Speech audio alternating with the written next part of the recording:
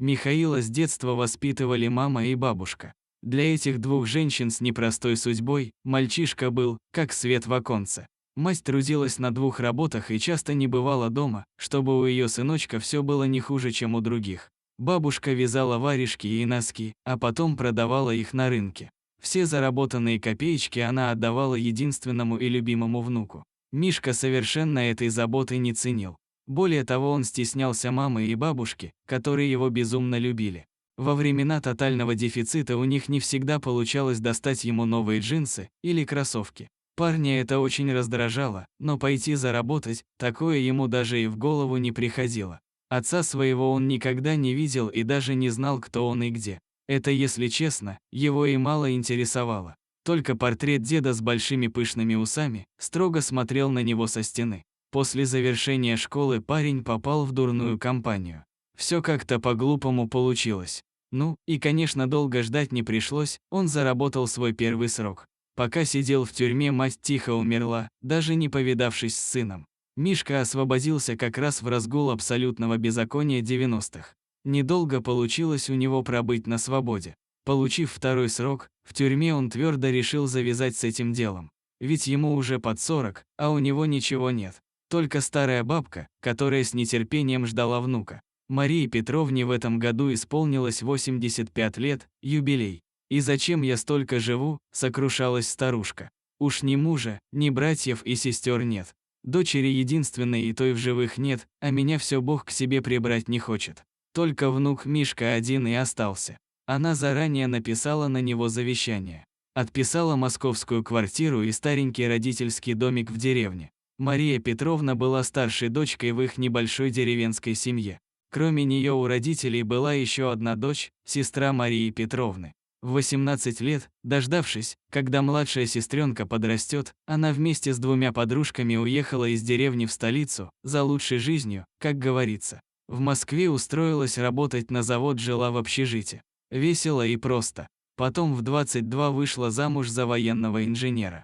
Вскоре родилась дочка. Втроем лет 10 прожили в коммуналке и, наконец, получили двухкомнатную квартиру в хорошем районе столицы. Своих родителей в деревне она не забывала. Каждое лето в отпуск на свою родину торопилась. С сенокосом и огородом помочь. Сестра жила со стариками-родителями, замуж так и не вышла. Родители как-то постепенно ушли один за другим, а за ними и сестра младшая. Через время родился внук Мишка, и жизнь вроде заиграла новыми красками. Когда парень вырос, все пошло не так. Тюрьма, смерть дочери. Всех схоронила Мария Петровна, а сама все живет. Зачем? Задавала она себе снова и снова этот вопрос. Внук после отсидки привел в квартиру подругу. Познакомился он с ней по переписке. Женщина обрадовалась и приняла невесту внука, как родную. Поначалу вроде нормально жили, хотя места в квартире мало. Где же тут в двухкомнатной квартирке развернешься?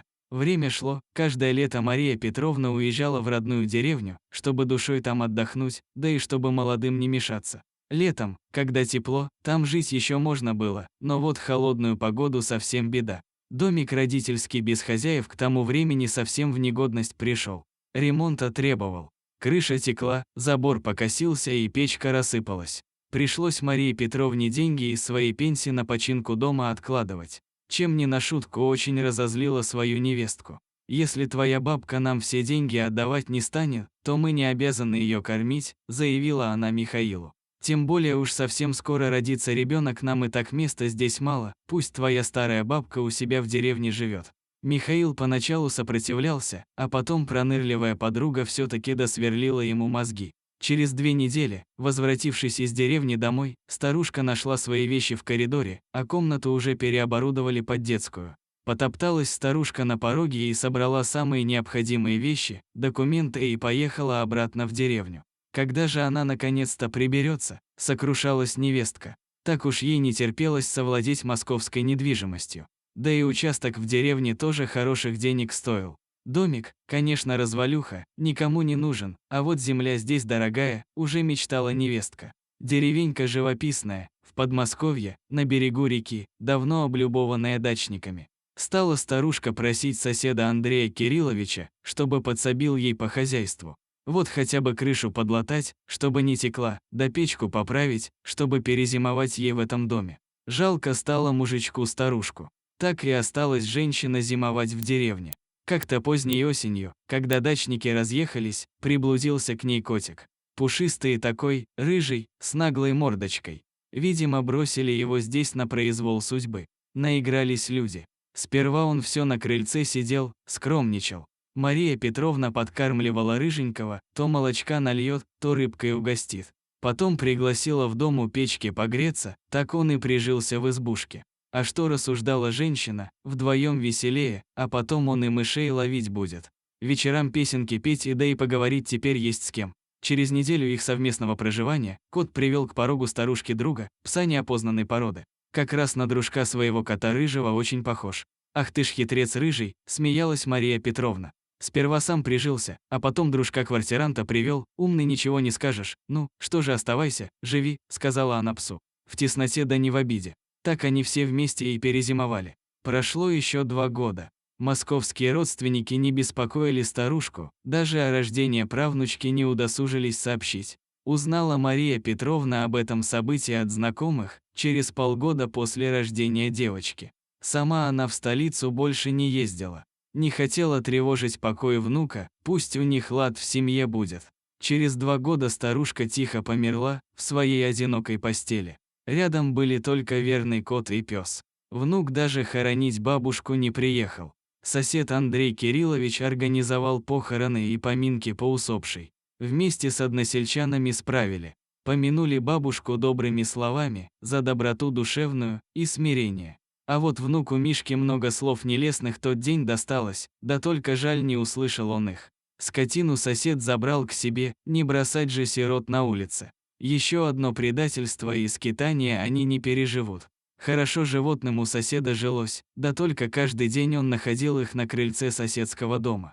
Тосковали они очень по своей хозяйке. Через полгода приехал Мишка с супругой, покупателям дом продавать.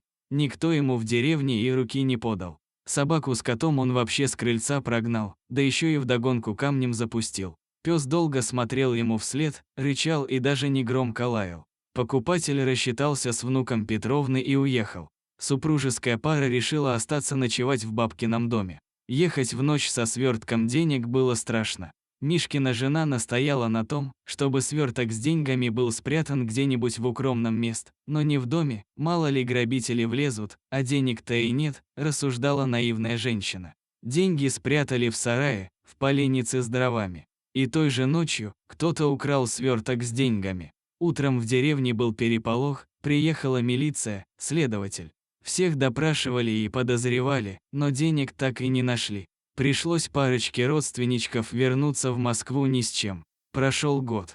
И вот в один из дней пес принес Андрею Кирилловичу в зубах сверток, а в нем были те самые пропавшие деньги. Старичок был человек честный и совестливый, решил вернуть деньги наследнику, но в последний момент понял, что их нарочно стащили питомцы умершей соседки и не хотели, чтобы Мишка с женой жировали на старушкины деньги. Недостоин он был этого. Тогда мужчина на украденные деньги поправил могилки и поставил новые памятники на местном кладбище.